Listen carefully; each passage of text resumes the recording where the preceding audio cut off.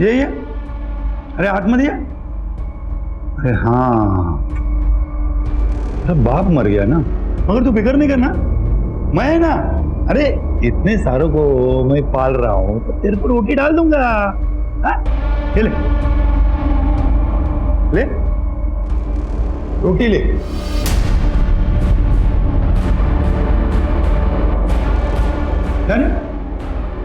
क्या हुआ, दूसरी चाहिए?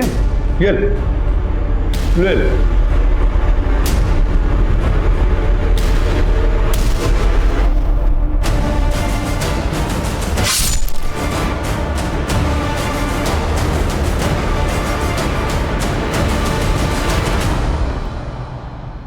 नमस्कार, आदाब। क्राइम पेट्रोल सतर्क के आज के एपिसोड में मैं अनूप सोनी आप सबका स्वागत करता हूं। मनीषा ताई, शंकर भाऊ, मैं आपको टेम्पो नहीं दे सकता, मुझे माफ करा। ऐसा नका ना बोलो अप्पा, अगर आप हमें टेम्पो नहीं देंगे तो हमारी सब्जियां, हमारे फल हम मंडी तक कैसे लेके जाएंगे?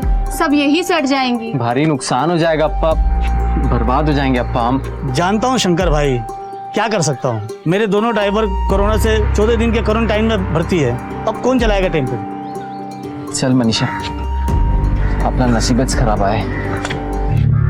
नसीब और किस्मत इंसान खुद बनाता है शंकर।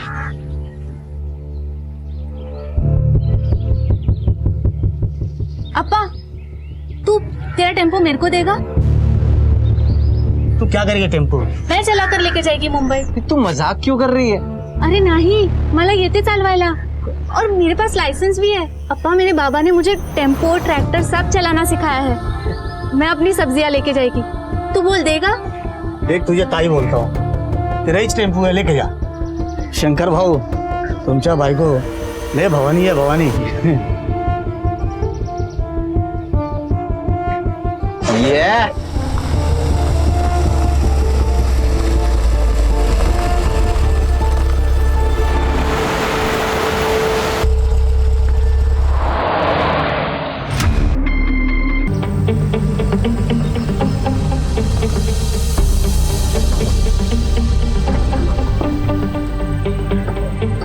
अब इसे क्या हो गया?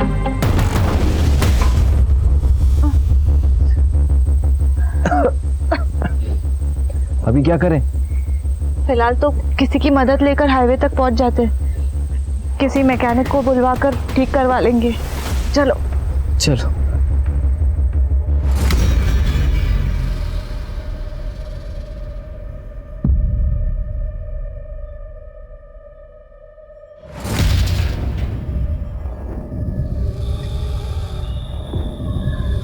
हाँ, 2 सेकेंड।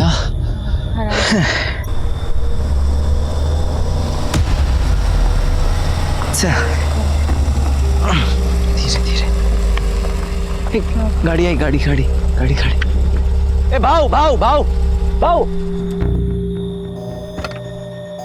भाऊ, वो हमारा टेम्पो खराब हो गया है, आगे हाईवे तक छोड़ देंगे। बैठ जाओ। चल चल चल।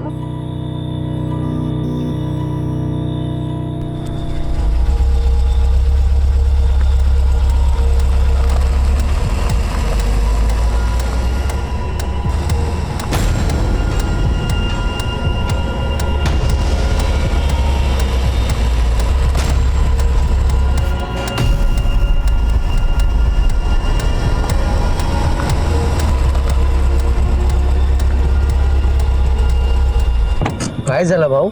क्या हुआ? भाऊ नीचे उतरो। ए भाऊ, भाऊ लेके नहीं, अंजलि, अंजलि को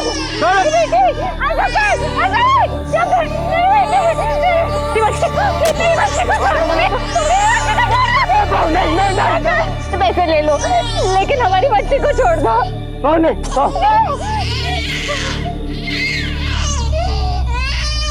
नहीं रे मनीषा, नहीं भाऊ, नहीं भाऊ, नहीं भाऊ रे, नहीं रे मनीषा।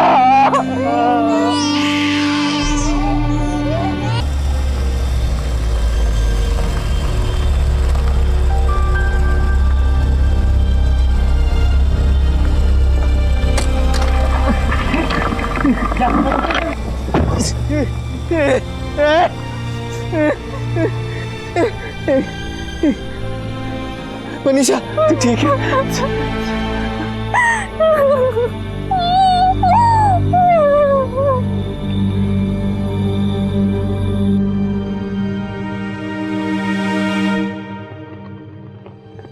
अंजली, हे अंजली, आहो आहो बघा ना, अंजलीला बहुतेक ताप आलाय. काय बोलते? देखो ना, इसका अंग गरम लग रहा है. एक बार देखो ना. इसका अंग तो बहुत गर्म है ना? चल डॉक्टर के पास जाना चलो चलो. अरे रुको. साहब हमें अंदर जाने दीजिए, हमारे बच्चे की हालत बहुत खराब है, डॉक्टर से मिलने दीजिए. आप लोग वेट कीजिए. साहब मैं यहीं रुकता हूँ साहब. प्लीज आप वेट कीजिए प्लीज. साहब प्लीज. डॉक्टर साहब मेरी बच्चे की हालत बहुत खराब है, एक बार देख लीजिए. ठीक है, आप बच्ची को यहाँ लेटाइए, मैं देखता हूँ बेंच पे. जी.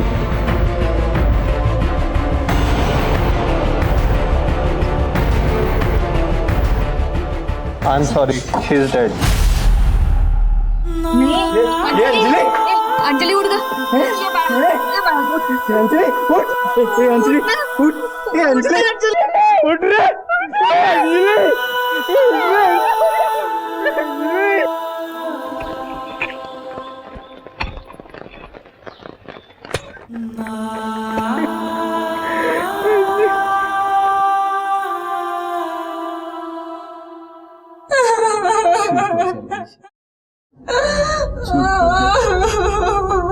हे बघा, तुम्ही घाबरू नका.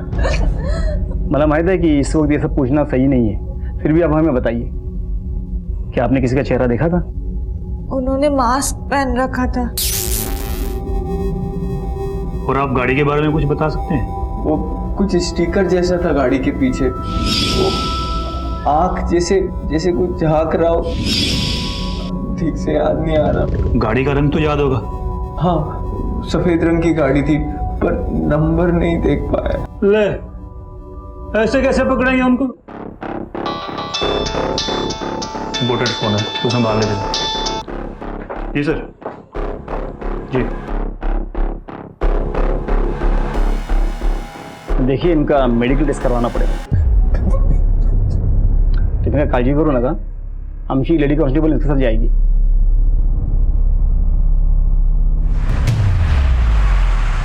संजय, बोला. मैंने अपने फोन में आपके बचपन की डीपी लगाई है. क्यों? कितने क्यूट दिख रहे हो. मैं चाहती हूँ कि मेरा होने वाला बेबी तुम्हारे जैसा दिखे. तुम क्यूट और प्यारा. अच्छा.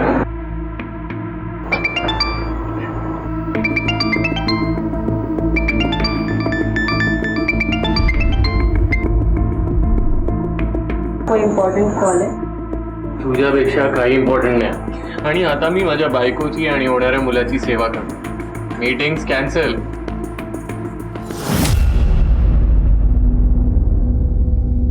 हो, आय नो काम महत्वाचं आहे, पण आता लॉकडाऊन आहे की नाही, तर तसंही लॉकडाऊन मध्ये बाहेर पडता येणार नाहीये.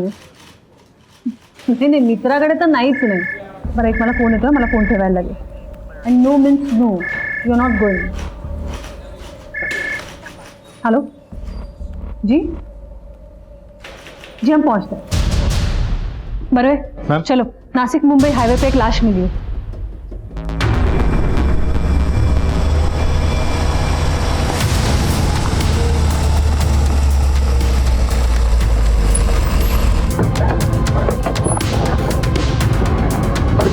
काफी बुरी हालत है बॉडी की. किसी ने शायद बड़े पत्थर से वार किया है. वाघमारे, जरा आजूबाजू बघा, काही सापडत आहे का? मॅम. सगळीकडे बघा नीट. होच मॅम. इसकी तो गर्दन भी मुड़ी हुई है. बरवे, ये वार इसीलिए किया गया ताकि बॉडी की शिनाख्त ना हो सके. मैम, ये देखिए, आपका अंदाजा बिल्कुल सही था मैम. फिर ताबत गया और फॉरेंसिक को भेज दो. अच्छा, ये बॉडी के जेब में कुछ आइडेंटिटी कार्ड या फिर कागज मिले? नहीं मैडम, कुछ भी नहीं मिला था, लेकिन एक गाड़ी पार्क है मैडम. बरवे, बघा जरा. Yes ma'am.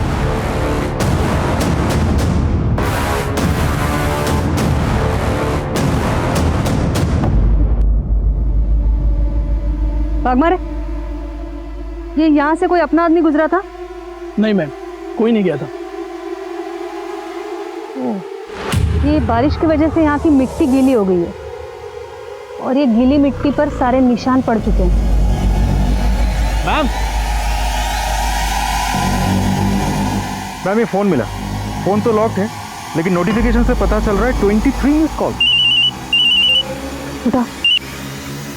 कौन बोल रहा है? मैं गौतम पवार, पॉलिटिशियन संजय मंकर का पीए हूँ।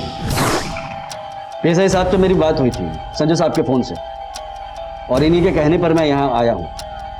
और ये बाहर जो भीड़ लगी है वो? ये मैडम सब संजय साहब के सपोर्टर्स हैं। ये लॉकडाउन में भीड़ जमा करने की जरूरत क्या थी? मैडम इन लोगों को मुझे बुलाने की जरूरत नहीं पड़ी। ये जितने भी लोग बाहर खड़े हैं ना, ये सब संजय साहब को देवता की तरह पूछते हैं। वाघमारे बाहेर जरा सांगा सगळ्यांना, लॉकडाऊन आहे, सोशल डिस्टन्सिंग पाळणं फर्ज आहे आम्हाला, आणि थोडं शांतपणे सांगा, प्रकरण नाजूक आहे. Yes sir. शिर्के, त्या वस्तू दाखवा त्यांना. ये चीजें पहचानते हैं आप? जी मैडम, ये तो सब संजय साहब के ही हैं। जा तुम्ही. ये संजय मानकर कब से मिसिंग है? कल शाम से। संजय मानकर की फैमिली के बारे में बताइए कुछ. मैडम संजय साहब के छोटे भाई हैं, वो पढ़ाई के लिए लंदन में हैं, और संजय साहब अपने प्रेग्नेंट वाइफ के साथ यहाँ कसारा वाले घर में रहते हैं। वही उनका इलाका भी है और वो वहाँ के बहुत मशहूर नेता हैं। तो फिर उनके दुश्मन भी काफी होंगे. हाँ मैडम, वो जो एक नेता है ना बाला जोशी, वो उनसे बहुत खुन्नस रखता है। खुन्नस?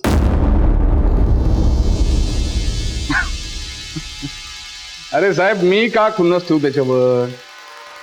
ना ये जो ये सब लोग हैं ना, वही खुन्नस रखते थे इसके ऊपर। क्योंकि ये संजय मानकर जो है नेता की खाल में भेड़िया था, क्रिमिनल था। आपने तो देखा ही होगा, जब से ये संजय मानकर चुन के आया है, आपके करप्शन रेट में, क्राइम रेट में कितनी बढ़ोतरी हुई। इसलिए जब भी ये मुझे खबर पता चली, मुझे हैरानी नहीं हुई। वो क्यों? वो क्यों? पाप का घड़ा इतना भर गया कि फूटना ही था। जिस रात संजय मानकर की मौत हुई, आप कहाँ थे? और कहाँ रहूंगा? लॉकडाउन चल रहा है, घर पे ही था। ये जोकर साहब, कहिए आपकी रिपोर्ट क्या कहती है? ऑफिसर, ऐसा लगता है कि इसके गर्दन पर किसी धारदार हथियार से वार किया गया है और एक ही बार में इसका गर्दन कटकर झुक गया है। इसका मतलब है मौत वार करने के बाद ही हो गई थी और बाद में सर पत्थर से कुचला गया. जी ऐसा ही हुआ.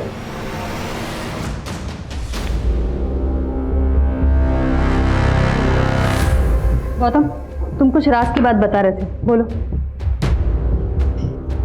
मैडम विराज के बाद जानते तो सभी, बस कोई बोलना नहीं चाहता. पता है संजय साहब जब 15 साल के थे ना, तब उनके बाबा जगन्नाथ साहब की चप्पल मरम्मत करने की दुकान थी बाजार में. उन दिनों हमारे गांव में जात पात की राजनीति अपने पूरे जोरों पर थी. एक नेता होते थे विश्वनाथ जोशी, अपने बाला जोशी के पिताजी. उन्होंने हमारे लोगों का जीना मुश्किल किया हुआ था. सरकारी नियम होने के बावजूद भी हमारे लोगों को ये ऋण समिति और सहकारी बैंकों से अपने खेती के लिए लोन मिलना मुश्किल हो गया था. और इसी बात की शिकायत जगन्नाथ साहब ने जिला परिषद में की. माफ करना भाव, मुझे परवाह नहीं है कोई अंजाम की, न तो शिकायत वापस करने की गुंजाइश. और हाँ, मेहरबानी करके हमारे औकात की बात न करें. विश्वनाथ जोशी ने संजय साहब के पिताजी की सरेआम बेइज्जती की, जो वो बर्दाश्त नहीं कर पाए और उन्होंने खुदकुशी कर ली. फिर संजय साहब ने अपने पिताजी की मौत का बदला लेने के लिए बाला जोशी के पिताजी को मार डाला. बस उसके बाद संजय साहब 3 साल रिमांड होम में रहे. जब वो वापस आए तो हमारे लोगों ने उन्हें अपना लीडर बना दिया और वो हमारे रॉबिन हुड बन गए. बस वहीं से जोशी खानदान के पतन की शुरुआत हुई. ठाकुर, मानकर केस की फाइल आना. देखिए, हम आपकी हालत समझ सकते हैं, लेकिन इस इन्वेस्टिगेशन को आगे बढ़ाने के लिए हमारे लिए जानना बहुत जरूरी है कि आपके पति संजय मानकर जी को किसने मारा. आपको किसी पर शक? सर, मुझे तो यकीन ही नहीं हो रहा, इतने अच्छे इंसान को कोई कैसे मार सकता है.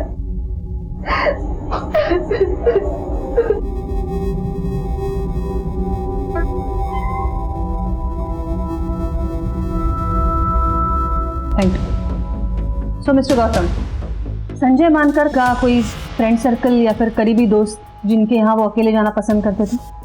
उनके 2 करीबी दोस्त थे, जिग्नेश आडवाणी और प्रफुल्ल राणा.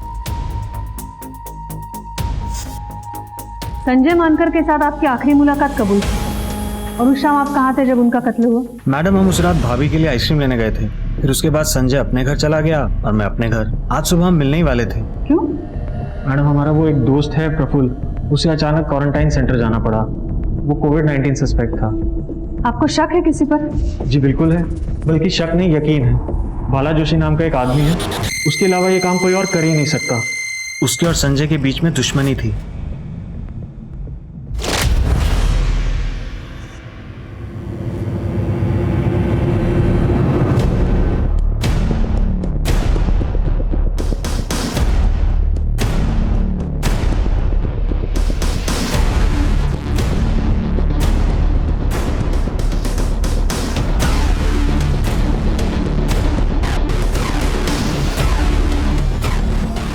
अंजली, हे बघ, मी तुझ्यासाठी काय बनवले, खाएगी ना? तू काय करतेस मनीषा? खाली. तू काय करतेस मनीषा? अरे शंकर, मैंने ये अंजलि के लिए बनाया है. वो अगर आज हमारे साथ होती तो पहली बार कुछ खाती, उसका अन्नप्राशन होता. ये ले, मैं खिला देती हूँ उसको. नहीं, सुनना खाएगी ना? वो नहीं, अरे ती गेली, चली गई.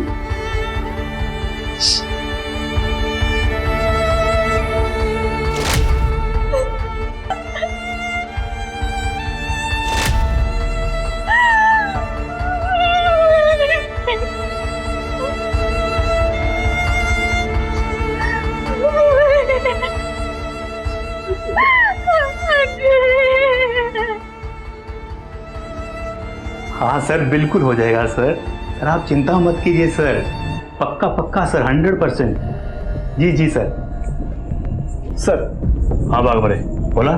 सर, मनीषा का जहाँ पे रेप हुआ था वो सारा एरिया छान मारा, लेकिन वहाँ पे कुछ भी नहीं मिला, ना ही कोई आई विटनेस. कुछ मिलेगा भी नहीं, कोई दम नहीं है उस केस में. सर, हमें उस गाड़ी को ढूंढना चाहिए जिस गाड़ी के बारे में शंकर ने हमें बताया था. अरे तुम बूढ़े हो गए हो, बूढ़े. कल को वो स्टिकर मैं अपनी गाड़ी पे चिपका दूंगा, तुम तो मेरे पे केस बना दोगे.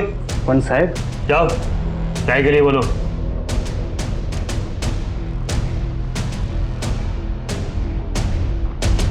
मैम, बाला जोशी के पास कत्ल करने का स्ट्रॉन्ग मोटिव है, मुझे ऐसा लगता है. वैसे मैंने पूछताछ की तो पता चला कि लॉकडाउन की वजह से वो घर पे ही था, घर से बाहर वो कहीं निकला ही नहीं. उसके कॉल रिकॉर्ड भी मैंने चेक किए, कुछ भी सस्पिशियस नहीं निकला. लेकिन हाँ, जिस तरीके से वो बात कर रहा था, मुझे ऐसा लग रहा था कि वो शायद हमसे कुछ छिपा रहा है. और ये संजय, उसके कॉल रिकॉर्ड से मिला है कुछ? मैम, संजय मानकर के कॉल रिकॉर्ड से एक इंटरेस्टिंग बात पता चली है. जिस शाम उसका कत्ल हुआ, उससे कुछ ही देर पहले उसने एक पर्टिकुलर नंबर पे 2 बार फोन किया था, लेकिन वो नंबर उसके कॉन्टैक्ट लिस्ट में सेव नहीं था. मैंने खुद ट्राई किया, वो फोन अभी भी स्विच ऑफ आ रहा है. पर वे पता करो ये नंबर कहाँ से खरीदा है. जाहिर है इसी क्राइम के लिए ये नंबर खरीदा गया है. और ये बाला जोशी पे कड़ी नजर रखो, खबरियों को एक्टिवेट करो. Right ma'am.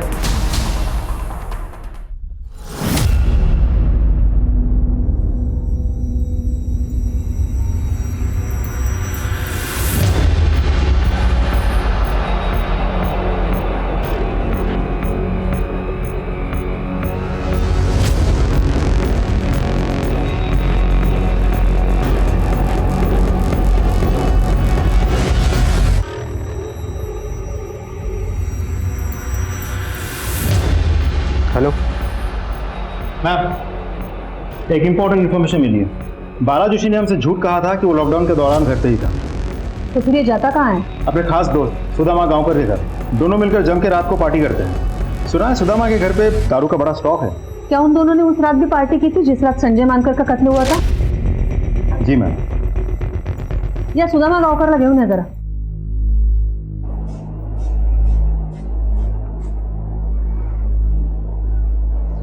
बीपी तो नॉर्मल है, बट आर यू श्योर आप इन्हें घर ले जाना चाहते हो?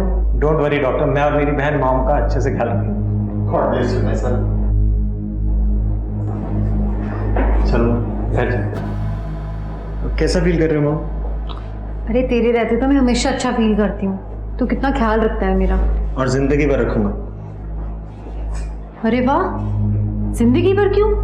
मुझे क्या अपनी बहू से सेवा नहीं करवानी है? मैं कुछ नहीं जानती. बस अब तू शादी कर ले, समझा? हाँ माँ कर लूंगा, पर पहले छोटी की शादी होगी फिर मेरी। बाकी बातें घर चल के करते हैं आराम से। चलो तू ना समझेगा नहीं। ये दोस्तों के साथ पार्टी करना गुनाह कब से हो गया? दोस्तों के साथ पार्टी करना गुनाह नहीं है, लेकिन पुलिस से झूठ बोलना गुनाह जरूर है, और यही गुनाह बाला जोशी ने किया है।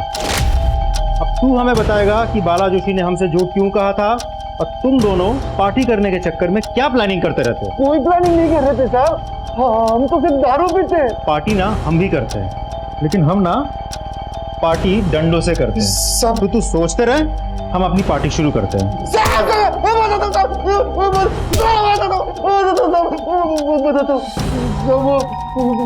बाला संजय मानकर को मरवाना चाहता था साहब, और तो उसके लिए वो उसने कॉन्ट्रैक्ट किलर प्रकाश मानचेकर को सुपारी भी दी थी साहब।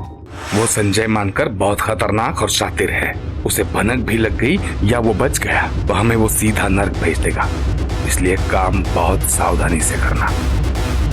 वो सब में वो मेरा मोबाइल यूज करता था साहब, और ताकि उसके ऊपर कोई शक ना हो सब, इसलिए। नहीं मिला। मैम बाला जोशी फरार हो गया, उसका पूरा घर छान मारा हमने, लेकिन इधर कोई नहीं है। चाचा फोन ट्रैक करा, सबसे पूछताछ करो, उसके रिश्तेदार, जानने पहचानने वाले सबसे पूछो। उसका इस तरह भाग जाना जाहिर करता है कि उसका संजय मानकर के कत्ल में हाथ है। एक होल्ड करा, 1 मिनट। Hello, what? जी हम अभी पहुंचते हैं।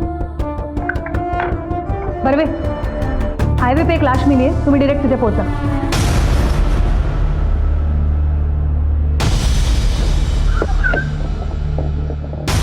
मैम मैंने बॉडी की शनाख्त कर ली है, ये अडवाणी ही है, और इसे भी ठीक उसी तरीके से मारा गया है जैसे संजय मानकर को मारा गया था। गर्दन भी उसी तरह मुड़ी हुई है, और शायद वार भी किसी पत्थर से ही किया गया है। एक बात और मैडम, ये क्राइम स्पॉट भी पिछले क्राइम स्पॉट से ज्यादा दूर नहीं है। बरवे, ये पैरों के निशान देखो, ये उसी तरह के पैरों के निशान है जो पिछले क्राइम स्पॉट पे थे। बरवे, ये प्रकाश मानचेकर और बाला जोशी दोनों को लेकर आओ। प्रकाश और बाला दोनों मुझे चाहिए किसी भी हालत में। Yes ma'am.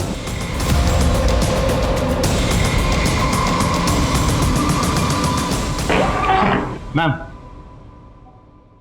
मैंने हर जगह पूछताछ कर लिया, प्रकाश मानचेकर उसी दिन से गायब है जिस दिन संजय मानकर का कत्ल हुआ था, और उसका फोन भी स्विच ऑफ आ रहा है, और बाला जोशी का भी कुछ पता नहीं चल पा रहा है। इन दोनों को आसमान खा गया, धरती निकल गई। बाला जोशी के घर वालों पर तो हमने नजर रखी थी, प्रकाश मानचेकर के घर पे कौन कौन है? उसकी वाइफ है मैम, जो कि फिलहाल प्रेग्नेंट है। इसका मतलब है वो अपनी वाइफ से कांटेक्ट करने की कोशिश तो जरूर करेगा। वैसे उसके घर पे हमारी नजर है, और वाइफ के फोन को भी हमने सर्वेलेंस पे डाल रखा है। आपको लगता है मैम कि दोनों केसेस में प्रकाश इन्वॉल्व हो सकता है? बिल्कुल हो सकता है। ये दोनों कत्ल का पैटर्न सेम है, दोनों गहरे दोस्त भी हैं। इन दोनों को मारने की जरूर कुछ खास वजह है। बाला जोशी और जिग्नेश अडवाणी दोनों में दुश्मनी है क्या? मैम बाला जोशी वाले एंगल पे तो मैंने खबरियों को काम पे लगा दिया है, लेकिन मुझे एक अलग ही डिस्प्यूट के बारे में पता चला। कौन सा डिस्प्यूट? कि जिग्नेश अडवाणी का एक बहुत बड़ा रेस्टोरेंट कम होटल है हाईवे पे, उसी की जमीन पे जिग्नेश का किसी घनश्याम पुरोहित नाम के बहुत बड़े बिल्डर के साथ पिछले कुछ सालों से डिस्प्यूट चल रहा है। बरवे, ये जिग्नेश अडवाणी के डिस्प्यूट के बारे में उसके घर वालों से पता लगाना चाहिए। Yes ma'am. Let's go.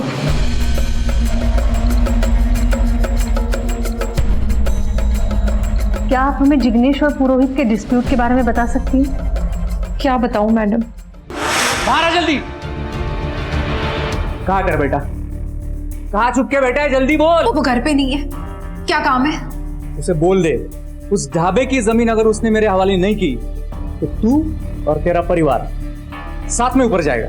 वो मेरे पति की आखिरी निशानी है। हम मर भी जाएंगे लेकिन वो जमीन नहीं देंगे। ये बात। चलो ठीक है, हमने एक काम करते, तुम जिंदा ही रहो और जिंदगी भर इस बात का मलाल मनाती रहो कि तूने मेरी बात नहीं मानी। देख क्या रहे हो, शुरू हो जाओ। जो मेरी बेटी को हाथ लगाया तो मैं कहती छोड़ो मेरी बेटी को, मैं कहती छोड़ दो इसे, छोड़ो छोड़ो छोड़ दो, छोड़ दे उसे। देख आज तेरी बेटी को कुछ नहीं किया है, हाँ लेकिन कल कर भी सकते, और समझा देना तेरे बेटे को। चलो रे।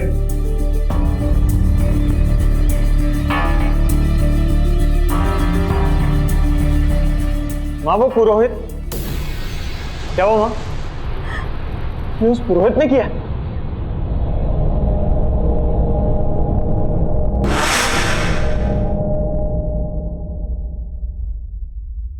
मैडम मुझे पता था कि मेरी फैमिली को उस जिग्नेश अडवाणी ने मारा था।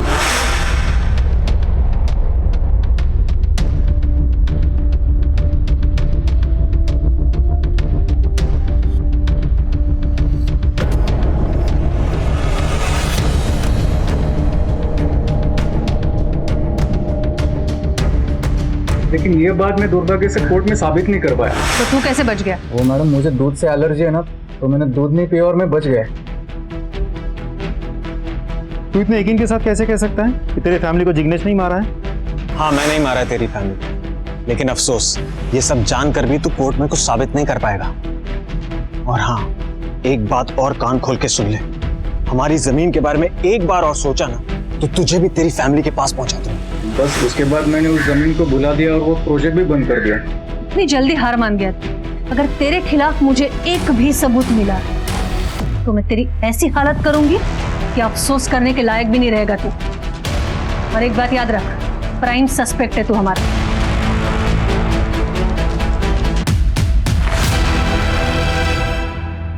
घनश्याम पुरोहित के बारे में कुछ पता चला? यस मैम, मैंने घनश्याम पुरोहित का बैकग्राउंड अच्छे से चेक किया। टिपिकल बिजनेसमैन है वो, धंधा छोड़ के उसको और कुछ समझ में नहीं आता। उसके कॉल रिकॉर्ड भी मैंने चेक किया, लेकिन पिछले 3-4 सालों से वो जिग्नेश से टच में ही नहीं है। और वैसे भी इन्वेस्टिगेशन में भी उसके खिलाफ कुछ सामने नहीं आया। अरे जिग्नेश को किसने मारा होगा? चलो मान लेते हैं कि प्रकाश ने संजय मानकर को मारा। कि इस थ्योरी को सपोर्ट करने के लिए एक फैक्ट है कि जिस दिन कत्ल हुआ उस दिन प्रकाश का फोन लोकेशन क्राइम स्पॉट के नजदीक था, लेकिन फिर वो गायब है, उसका फोन भी ऑफ है। और जिसने उसकी सुपारी दी थी वो भी गायब है, बाला जोशी, और उसके पास तो मोटिव भी था। तो जिग्नेश से उसकी क्या दुश्मनी हो सकती है?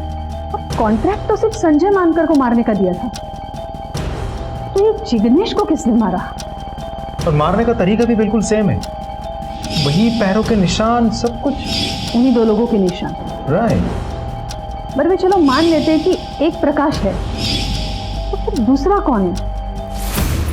नहीं, ये घनश्याम पुरोहित को क्लीन चिट नहीं दे सकते हम, उसने भी अपने पूरी फैमिली को खोया है। इतनी आसानी से तो चुप नहीं बैठेगा वो। कॉन्ट्रैक्ट तो सिर्फ संजय मानकर को मारने का दिया था, तो ये जिग्नेश को किसने मारा? और मारने का तरीका भी बिल्कुल सेम है, वही पैरों के निशान, सब कुछ उन्हीं 2 लोगों के निशान। राइट। पर वे चलो मान लेते हैं कि एक प्रकाश है, तो फिर दूसरा कौन है? नहीं, ये घनश्याम पुरोहित को क्लीन चिट नहीं दे सकते हम, उसने भी अपने पूरी फैमिली को खोया है। इतनी आसानी से तो चुप नहीं बैठेगा वो। और तुमने भी तो कहा था कि वो पक्का बिजनेसमैन है, तो हो सकता है उसने पूरे सोच समझ के साथ इन हत्याओं को अंजाम दिया हो, या फिर ये भी हो सकता है कि किसी के थ्रू ये सब करवाया हो। संजय को मारने के बाद प्रकाश को ही जिग्नेश की सुपारी दी हो। और हाँ, ये जिग्नेश से रिलेटेड जितने भी लोग हैं, उसकी माँ, स्टाफ, एवरी पॉसिबल पर्सन, सबकी जानकारी निकालो, एक को भी नहीं छोड़ना। मेरे ख्याल से इन दोनों केस से रिलेटेड कोई ना कोई ऐसा सिरा है जो हमारे हाथ जरूर आएगा, जो अब तक हमारे नजर से बाहर है।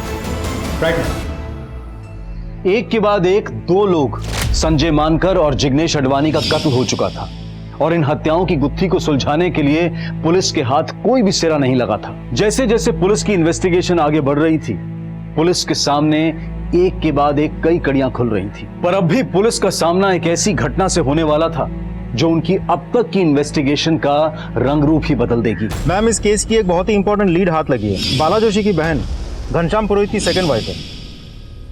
एक और खास बात पता चली है मैम, गौतम पवार पिछले कुछ महीनों से इस बाला जोशी के कांटेक्ट में था, यहाँ तक के मर्डर्स के बाद भी। और कमाल की बात तो यह है कि उसने कॉल करने के लिए अपने नहीं बल्कि अपने बीवी के फोन का इस्तेमाल किया था, ताकि हम उसे ट्रैक न कर सकें। इंटरेस्टिंग। बड़े गौतम पवार को उठा।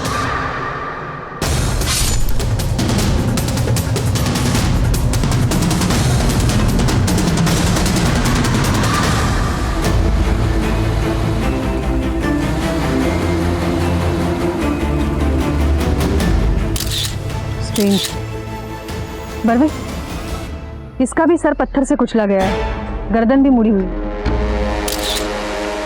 ठीक उसी तरह जिस तरह संजय और जिग्नेश को मारा गया। और ये देखिए बिल्कुल वैसे ही पैरों के निशान। पर भाई एक बात नोटिस की तुमने, ये मिट्टी यहाँ डाली गई है और फिर पैरों के निशान बनाए गए हैं। यू राइट मैम, क्योंकि बारिश की वजह से आसपास की मिट्टी तो गीली है, लेकिन ये तो कंक्रीट है। यहाँ पैरों के निशान देख के लग रहा है कि किसी ने जानबूझ के यहाँ मिट्टी डाली है और फिर पैरों के निशान बनाए हैं, ताकि इन्वेस्टिगेशन को मिसलीड किया जा सके। थँक यू ग मनीषा, तू किती छान जेवण बनवतेस. अगं ताई, त्यात काय थैंक यू, ये तो पड़ोसी धर्म है और आप आपके पति कोई साधारण काम नहीं कर रहे हैं, आप तो सेवा कर रहे हैं। वो क्या बोलते हैं, कोरोना वॉरियर, कोरोना योद्धा है आप। इस कोरोना की वजह से म्युनिसिपल कॉर्पोरेशन में भी डबल ड्यूटी लगा रखी है। ऐसी मुश्किल घड़ी में तुम हमारे बच्चों को संभाल रही हो, उन्हें खाना खिला रही हो और हमारे लिए भी खाना बना रही हो. खरंच ग, मी तुझी खूप आभारी आहे. ताई, आम्ही तुमचे आभारी आहोत.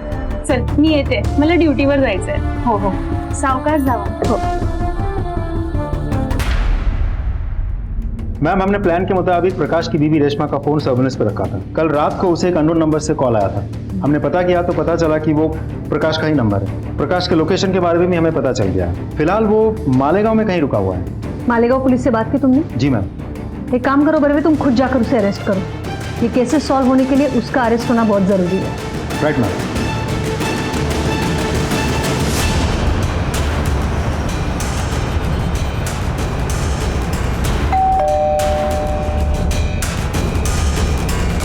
क्या मांगता है? प्रकाश मंचेकर कहां तक भागेगा? हाँ? करके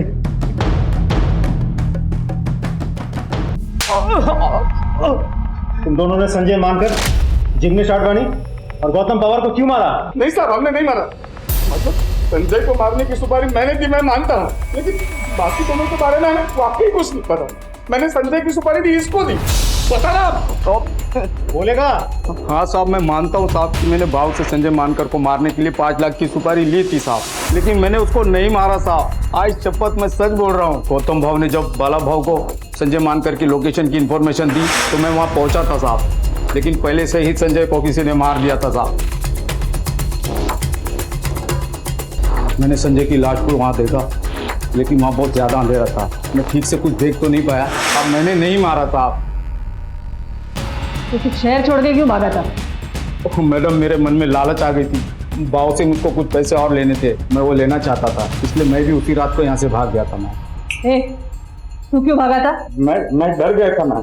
मतलब जब आपने सुदामा को अरेस्ट किया तो मुझे पता चल ही गया था कि एक ना एक दिन आप मुझ तक पहुंच जाएंगे और आपको पता चल जाएगा कि संजय की सुपारी मैंने ही की. जिग्नेश आडवाणी के कत्ल के बारे में क्या जानता है? जिग्नेश के कत्ल के बारे में तो कुछ नहीं जानता मैम, मैंने कुछ नहीं किया. ये पुरोहित तेरा रिश्तेदार है, बहनों ही है ना तेरा? हाँ, वो बहनों तो है मैम, लेकिन वाकई मुझे कुछ नहीं पता. मैंने कुछ नहीं किया उसको. गौतम पवार तो तेरा ही जासूस था, फिर उसे क्यों मरवा दिया? मैं उसे क्यों मरवाऊँ गौतम को? गौतम तो मेरे लिए काम करता था मैम, मैं क्यों मरवाऊँ?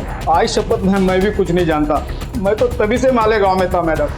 आप चाहे तो वहाँ के लोगों से पूछ सकते हैं, मैं वही था मैडम, मैं कहीं नहीं गया मैडम. आज शपथ मैं सच बोल रहा हूँ मैडम. सर, मनीषा रेप के जो सस्पेक्ट है उनके स्केचेस रेडी हैं. अरे यार, तुम अभी तक उसी लेवल पे अटके हुए हो, इसीलिए तुम्हें अभी तक प्रमोशन नहीं मिला. तुम एक काम करो, ये फाइल लो, घर जाओ, आराम से केस सॉल्व करो. पंच साहब, अरे क्या सर? हाँ सर, जय हिंद सर. हाँ, पहुंचते हैं सर. Okay sir. नेताजी की ड्यूटी पे जाना है, इससे मिलता है प्रमोशन. ये तुम्हारे बेकार के रेप कैसे नहीं. चलो गाड़ी के लिए बोलो. अरे गाड़ी के लिए बोलो.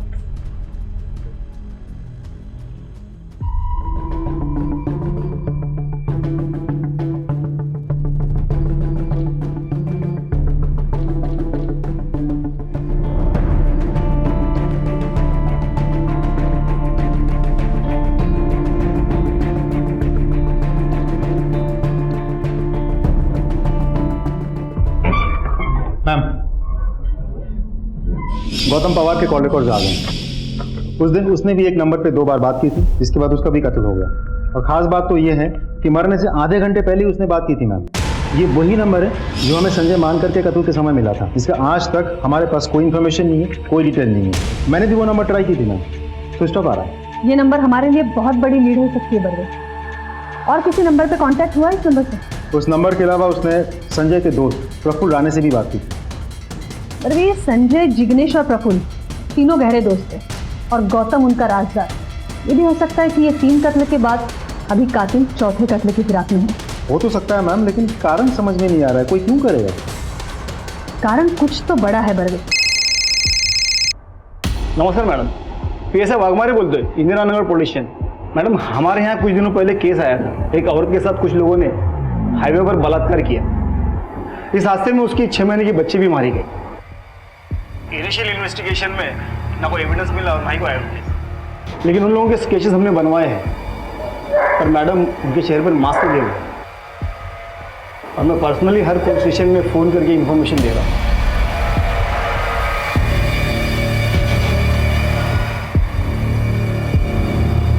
ओके, आप हमें स्केचेस भेज दीजिए। Thank you madam, thank you very much.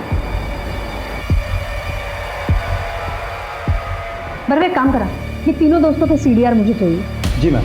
और एक बात, संजय मानकर के कत्ल से 1 महीना पहले की। हो जाएगा मैम, लेकिन कोई खास बात? और ये प्रफुल्ल राणे को कांटेक्ट करो इमीडिएटली। Okay ma'am.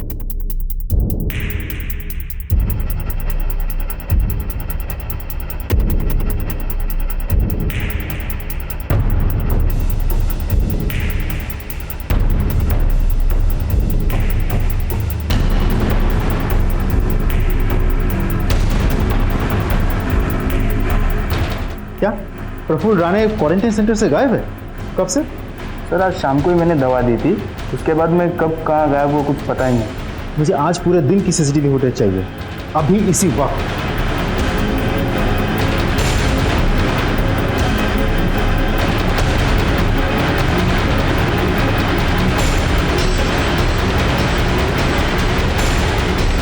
बरवे, उस नंबर का पता करो जिस पर फोन किया गया है, और ये भी पता करो कि कौन सी नर्स इस वक्त ड्यूटी करती है। मैम। अरे महेंद्र, ये पता करो कि ये प्रफुल्ल की गाड़ी कौन लेके आ सकता है, कोई ड्राइवर या फिर कोई और। मैम।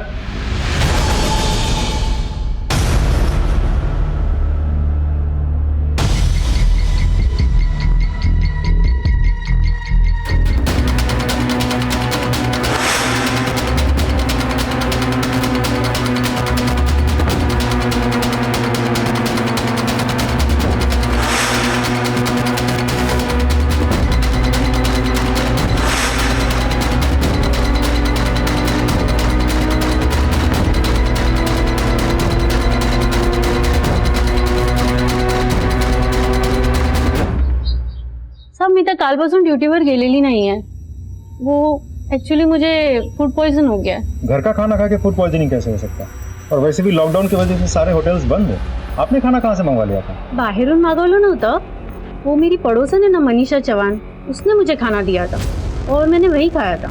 उसने आपको खाना क्यों दिया था? सब वो मेरे बच्चों की आजकल बहुत देखभाल करती है और ती त्यांना जेवायला पण घालते, लेकिन मैं मेरा और मेरे पति का खाना घर पे आके बना देती हूँ। वो तो परसों मुझे देर हो गई थी, इसलिए मनीषा ने मुझे खाना दिया था।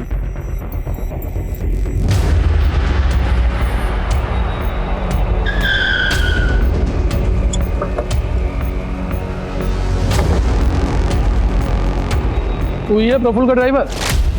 प्रफुल्ल कहाँ है? मालूम है सर। तू ऐसे नहीं मालूम? बोल बोल। सर बताता हूँ सर। बोल। सर वो मैम। समझ। प्रफुल्ल का फोन ट्रैक हुआ? यस मैम, उसकी लोकेशन इस वक्त देवलाली के पास में है। कल रात में उसने अपने ड्राइवर को फोन भी किया था, जो रात के अंधेरे में क्वारंटीन सेंटर के बाद प्रफुल्ल की गाड़ी को छोड़ करके चला आया था। उसके ड्राइवर से एक बात और पता चली मैडम, उसने बताया कि प्रफुल्ल का देवलाली में एक फार्म हाउस भी है।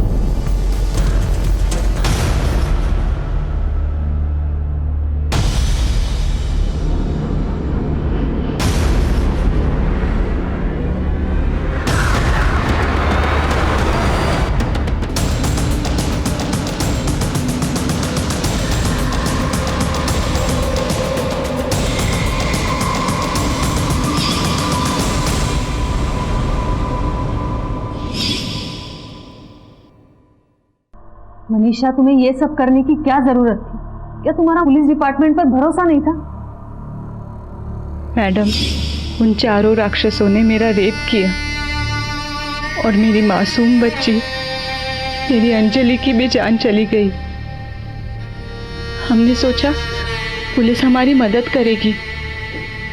बहुत बार पुलिस के दरवाजे पे खटखटाया मैडम, पर हमें न्याय नहीं मिला। हमारी उम्मीद ने जवाब दे दिया था मैडम, और इसीलिए उन चारों राक्षसों को मारने के लिए हमें कानून को अपने हाथ में लेना पड़ा।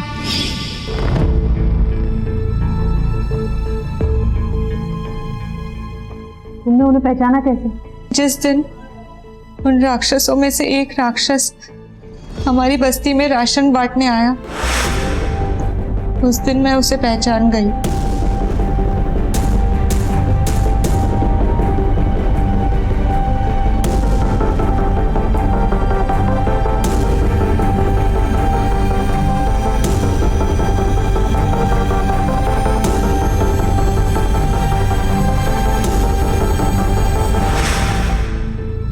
वो संजय मानकर बहुत बड़ा पॉलिटिशियन था। फिर मैंने उसे अपने झूठे प्यार के जाल में फंसाने की कोशिश की।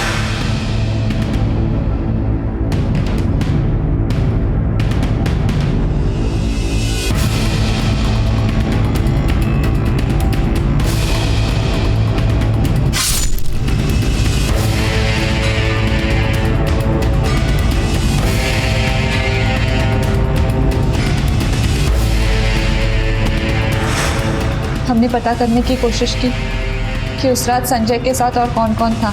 फिर हमने एक के बाद एक जिग्नेश और गौतम को मौत के घाट उतार दिया।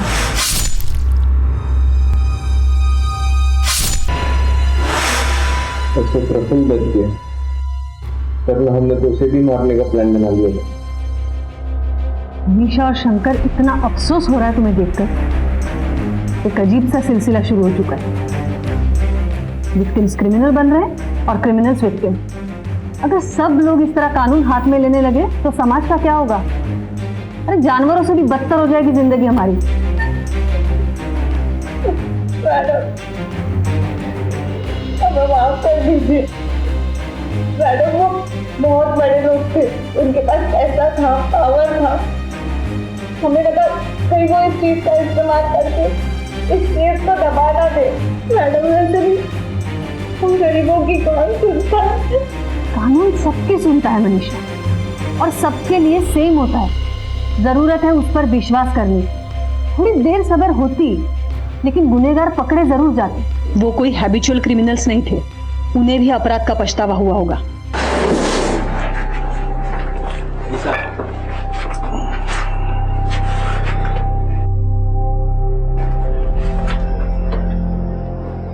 यार कल रात जो हुआ वो अच्छा नहीं हुआ। पता नहीं क्या हो गया था, हम सब राक्षस बन गए थे। हाँ यार, हम सब राक्षस बन गए हैं। देख, मुझे भी बुरा लग रहा है, लेकिन क्या करें, बुरा सपना समझ के भूल जाते। क्या हम कभी इस गिल्ड से बाहर निकल पाएंगे? हर इंसान के अंदर एक राक्षस छिपा हुआ होता है जो हर पल बाहर आना चाहता है, लेकिन हमारी शिक्षा, हमारे संस्कारों की मदद से हम बचपन से उस राक्षस को अपने अंदर दबाए रखना सीखते हैं। पर हमारा गुस्सा और बदले की भावना हमारे अंदर दबे हुए राक्षस को बाहर आने के लिए प्रेरित करती है। संजय मानकर, जिग्नेश अडवाणी और प्रफुल्ल राणे ये कोई हैबिचुअल क्रिमिनल्स नहीं थे, लेकिन उस रात नशे की हालत में उनके अंदर का राक्षस बाहर आ गया और वो एक घिनौना गुनाह कर बैठे। वैसे ही मनीषा और शंकर के अंदर दबी बदले की भावना ने उनके अंदर के राक्षस को हवा दे दी। ये राक्षस आपको जुर्म के ऐसे रास्ते पर लाकर छोड़ता है जहां से वापस आना मुमकिन नहीं होता। अब मैं अनूप सोनी आपसे विदा लेता हूं, फिर मुलाकात होगी क्राइम पेट्रोल सतर्क में एक और नए केस के साथ। तब तक अपना और अपने परिवार का ख्याल रखें, सतर्क रहें, सुरक्षित रहें और देखते रहें क्राइम पेट्रोल सतर्क। जय।